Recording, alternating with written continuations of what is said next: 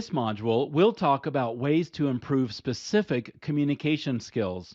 Once again, I've chosen 5 communication skills to focus on. I'll share 5 exercises you can do to improve each of these skills. If you need to make progress on other skills, simply come up with your own actionable exercises for the skills you want to focus on. Let's get started. Listening is the only skill I'm including from the last module, and I'm doing it for a reason. There are not enough excellent listeners in this world. In my course, Becoming a Better Listener, I talk about active listening, which is very similar to reflective listening. I strongly encourage you to watch that course. Tell your colleagues about it. Teach them what active listening is. The more you and the people you work with improve listening skills, the better our work environment can become. Relationships can improve. Other communication skills can be built on a foundation of great listening. Here are 5 things you can do to improve your listening skills. The first thing is going to be easy for some of you, really hard for others. I want you to intently listen to someone without interrupting them. Too often, as we listen, we try to figure out when and how we'll respond in a conversation. This can cause us to miss some of the message. Why would we want to miss the other person's message? So, be quiet, be still, let the other person finish their thoughts. If you feel like they have more to say, maybe prompt the other person for more information with good questions to hear their whole message. Does this sound hard or easy? If it sounds hard, I'm guessing you don't let others finish their conversations before you interject. I'm not saying that's bad. I'm just inviting you to practice not interrupting and just listen. Listen to understand their message. Listen for their intent. Maybe even listen for what they aren't saying. Second, practice reflective listening. This is where the person you're talking to says something, and, as appropriate, you repeat what they said in your own words. This can feel obnoxious if you overdo it, but it can be so powerful if done well. When I practice reflective listening, I don't reflect every single thing the other person says, but there are certain things, perhaps the most important points or points with important details, feelings, or emotions that I might repeat. For example, let's say a colleague says, "Hey, when we meet with the customer tomorrow, I think you should use a different introduction. That story you lead with seems too unbelievable. Can you use a story that sounds more relatable?" Here's how you would reflect this, which is a way to actively listen. If I understand you correctly, you are saying the story I use at the beginning isn't connecting with the customer, or maybe it's not creating the trust we need with them, and you think I should use a different story that is more relatable, perhaps the one about the Jones account? See how reflecting is different than immediately moving on in the conversation? Reflecting or repeating what they said can help you understand one another.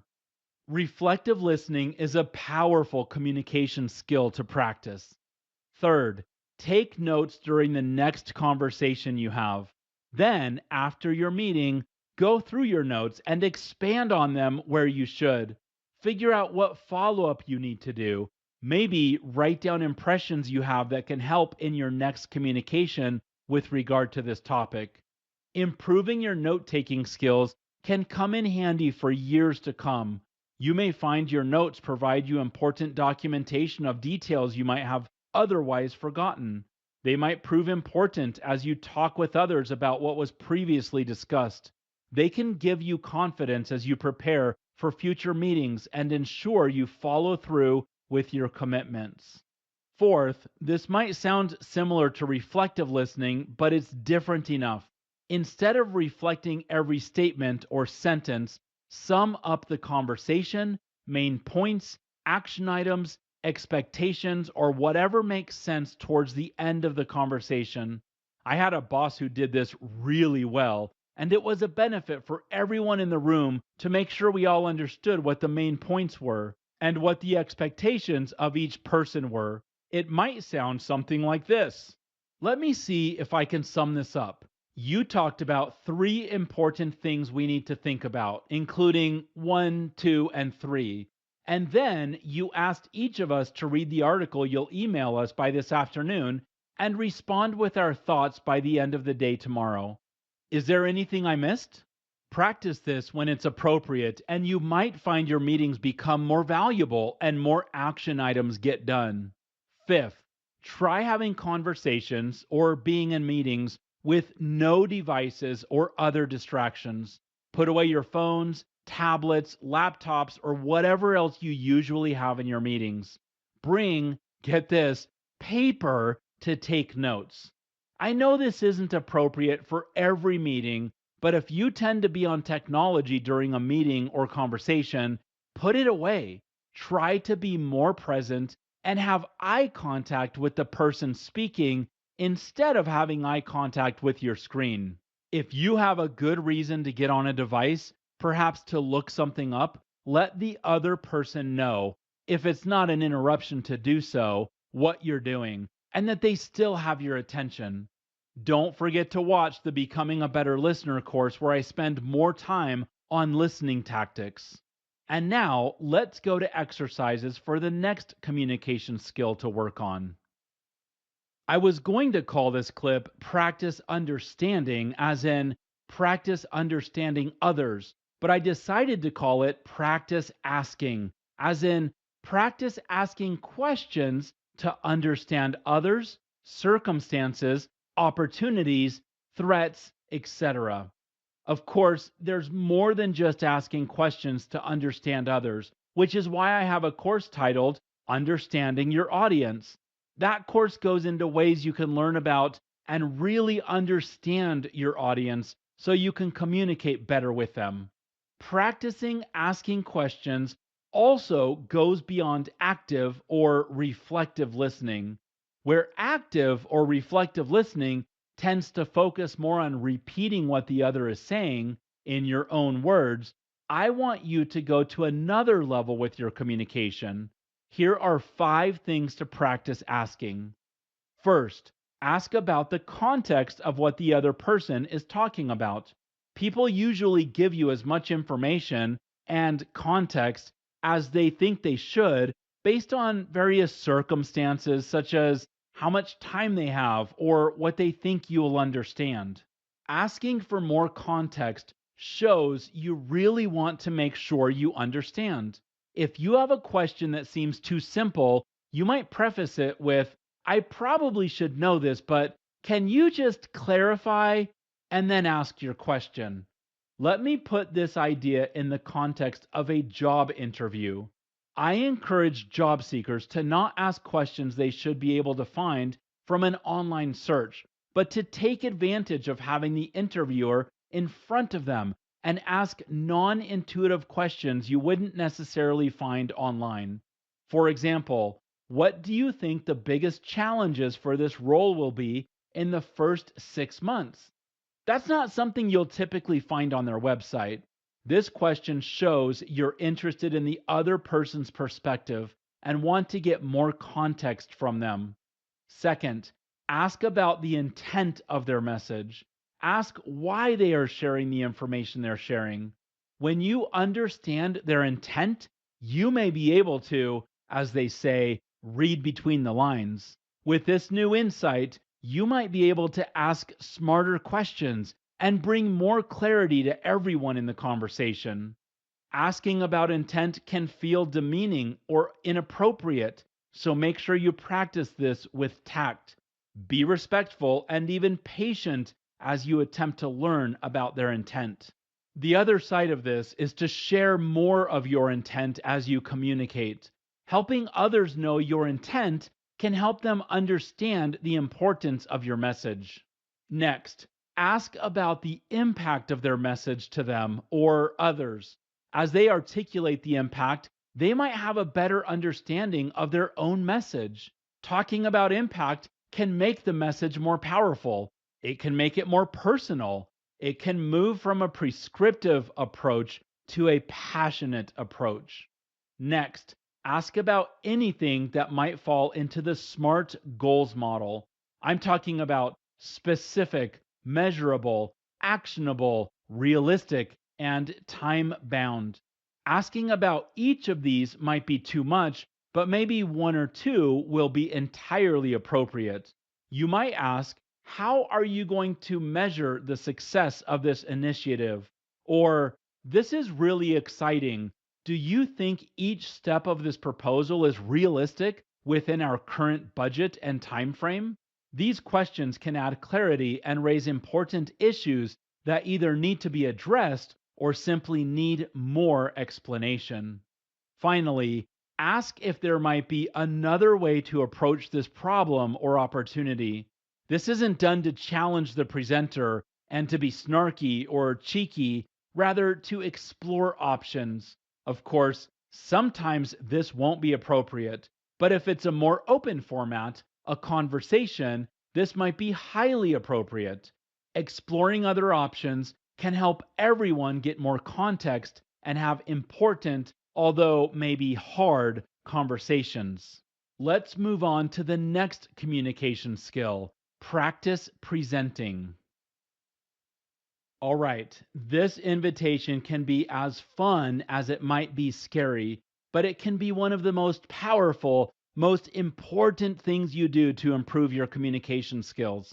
I'm guessing you can find opportunities to present to groups. Maybe your team has monthly meetings where you do a 5-minute what I've learned session, or your team needs a representative to present to others. Perhaps you have non work opportunities to present in your community or groups you belong to, where you might have averted your eyes before and clearly sent a message of, not me. I want you to raise your hand and volunteer to do a presentation. And then do it as well as you possibly can. Don't worry about not being as polished as a professional speaker. Just do your best. Here are 5 suggestions to improve your presentations by practicing presentations. First, practice telling stories. Stories can be a powerful component of your presentations. Figure out which stories might strengthen a point you want to make. Pick one and then refine the story so it's most effective. Trim out unnecessary parts, parts that might cause you to detour. Then practice telling these stories. Time how long they take and see if you can shave off time while still telling an impactful story. Figure out where you're weak, perhaps the conclusion of your story, and wordsmith that to make it stronger. Second, volunteer to give a 5, 10, or 15-minute presentation during your next team meeting. This can simply be on something you're learning with the technology you work with, or something more general, perhaps something your team needs to know about moving forward. This doesn't need to be overly technical. It can be in person or in an online meeting. The point is, you actually do a presentation. Be intentional as you practice. Take your entire 5 minutes or however long you have and do your best with a great introduction and conclusion. Third, enhance a slide presentation you plan on using. Instead of whatever is normal for you or your organization, bring the quality up. Maybe you add professional, royalty free images. Maybe you add a lot of these images. Perhaps you reduce your word count on each slide, which should help your audience focus more on you and less on reading slides. Maybe you remove all bullet points or increase the font size. Whatever changes you make, take your slides up a few notches. Fourth, practice giving presentations with no visual aids. No slides, no monitors, no screens, no nothing, just you. This can leave some of you feeling vulnerable, but it forces you to focus on your words, body language, and message. It also removes distractions you might have otherwise had, inviting your audience to focus on you and your message. You have to be more intentional, maybe even more prepared to do a presentation with no visual aids. You also learn different techniques since you can't rely on or peek at Slides during your presentation. Fifth, look into groups that help you improve presentation skills, like Toastmasters, which is an international organization that has chapters in many places. Some companies and organizations have multiple chapters and meet during business hours. Toastmasters, or a group like it, gives you a safe environment to practice giving presentations with a systematic critiquing approach. This is an excellent way to practice and improve your presentations. After any presentation, write what you learned and what you would do differently next time. If you want to improve in this area, check out the Becoming a Better Presenter course here on Pluralsight. Persuasion is, in my opinion, one of the rock stars of communication skills. Maybe this is because it's something I've spent so much time on personally. I've been in meetings and watched people persuade decision makers to do something I was sure they wouldn't do. There are some fascinating books by previous FBI or police SWAT negotiators about persuading people that I think are fascinating. If this is a topic of interest to you, check out those books. The first exercise I'll suggest to improve your persuasion skills is to go into a meeting and define the win-win for everyone involved. In the 7 Habits of Highly Effective People, Stephen Covey lists thinking win-win as the 4th habit. I think persuading someone in a healthy way includes helping them understand how the desired outcome is what's best for everyone. The second exercise is to write a list of potential objections to your objective, articulate them, and then come up with good responses to each of them.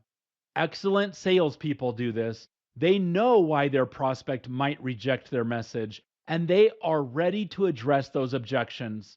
I'm not inviting you to be combative, rather, to be prepared to address objections in a good way. You may find you don't use your responses to objections, but having thought through them and articulating your responses might help you prepare a more persuasive argument. Third, practice telling stories. Tell stories every chance you get. These stories might be told in just a few sentences, or they might take many minutes to unfold. Stories are powerful because they connect with your audience at an emotional level. Practice telling stories about your users, customers, team, or whoever to help people feel those emotions. Practice removing anything from your stories that is unnecessary and potentially distracting from the message and feelings you want your audience to get. Telling stories is harder than I thought. I've been practicing and refining my storytelling skills for years because I want to more effectively persuade others. Fourth, practice identifying and articulating common ground. Common ground is every bit of overlap you and your audience have in your interests, experiences, and objectives.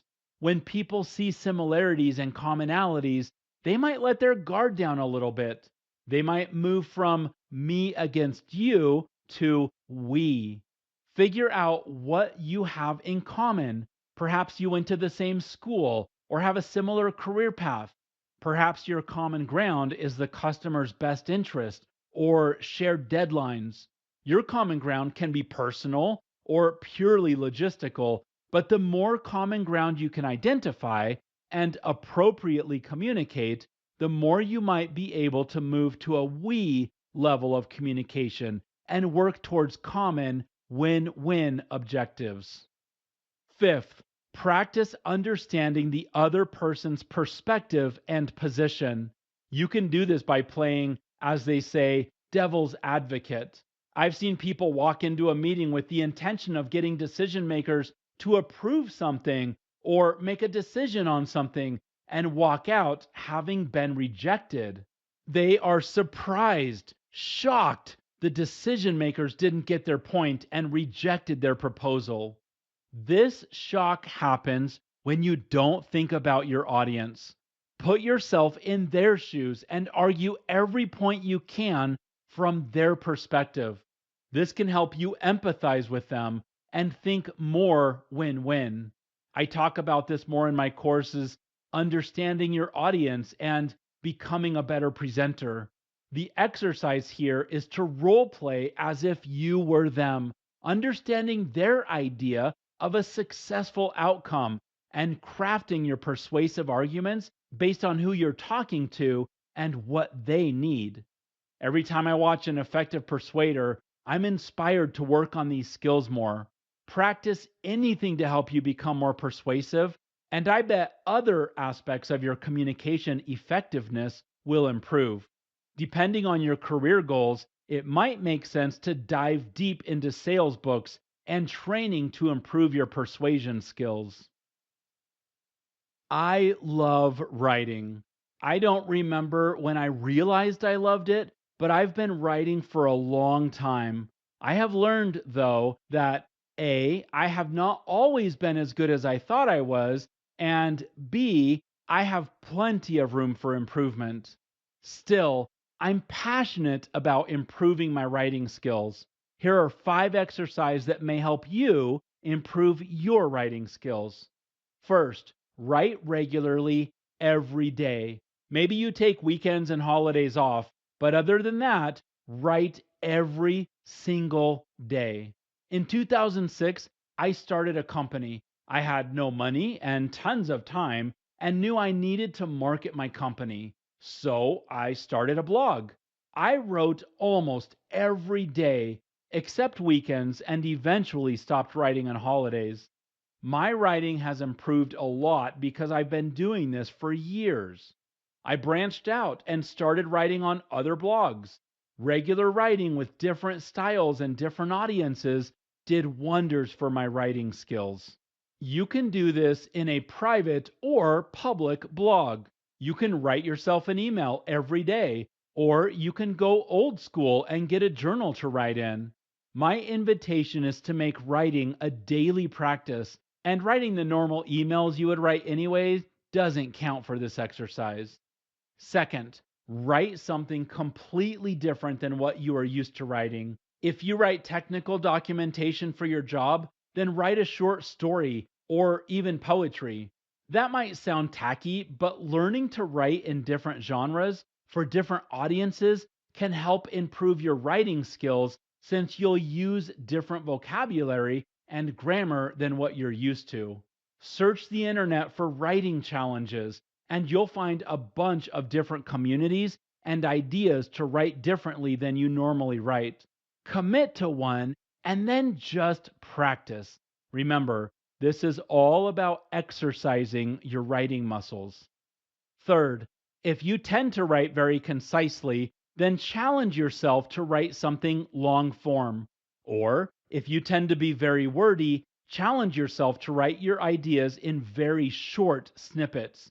I found writing status updates on LinkedIn or Twitter force me to take my ideas and make them impactful without writing paragraphs because both of those sites limit the length of those updates. I get to practice long form writing on my blog, which helps me practice writing a lot, but still keeping a good flow and keeping my audience's interest. Then I force myself to use as few words as possible on a platform like Twitter, which makes me think about word choice even more. Fourth, I want you to take anything you write, perhaps an email, a report, or something like that, and try to remove 1/3 of it. That might sound like a lot, but doing this forces you to really think about what you are putting in your written message. Maybe you're already short on words and you don't have 1/3 to take out. I still challenge you to take something out. Maybe a few filler words, maybe a sentence or two. Maybe you cut your concluding lines down. Practice cutting something out of your written words to be more intentional about what you leave in. Every writer I know does this. They do what you might call a brain dump, where they just get everything down on paper. Then they remove things that just don't need to be there. Remove, remove, and remove to refine your final product. Fifth, I want you to practice better communication through writing by reading what you write out loud. When I write something and reread it in my head, I have this quiet, monotone voice that I hear. I read through my writing very quickly and even skip some words and phrases because I'm so familiar with what I wrote. I found that reading what I've written out loud, as if I had an audience and was delivering this content verbally, changes how I write. I find I need to use different words, different grammar, sometimes different punctuation. When I work on essays and papers with my kids, this is how I do it. I read their stuff out loud in front of them. I train them to read their stuff out loud before they come to me. Reading what you write out loud with more than a monotone voice can help you hear how your readers might read what you've written. Try this for a few months and see if it has an impact on how and what you write. Those are 5 exercises to improve your writing skills. I have a bonus exercise for you to help improve your writing. Read more. As I read more, I find more words and writing styles from different genres and authors that I incorporate into my writing. If you're interested in writing more impactful content, whether that's case studies, reports, emails, or whatever, check out my course here on Pluralsight titled Effective Email Communication. That course is entirely about better writing. You know I'm passionate about professional development and soft skills. What better way to improve our soft skills than to actively and intentionally work on our communication skills? In this module, I invited you to practice 5 different areas of communication with 5 ideas for each area. If there's another communication skill that's more pressing, come up with tasks you can work on to practice that skill. The key is to actually practice what you learn. Practice, as some say, makes progress. We talked about practicing listening, asking questions to understand, presenting, persuading, and writing skills. Don't be overwhelmed by the idea of practicing all of these skills at the same time. Pick one communication skill you want to improve and then work on that until you feel comfortable with it. Then move on to another communication skill to practice. This will get better and more fun over time. This is how you get on your way to becoming a better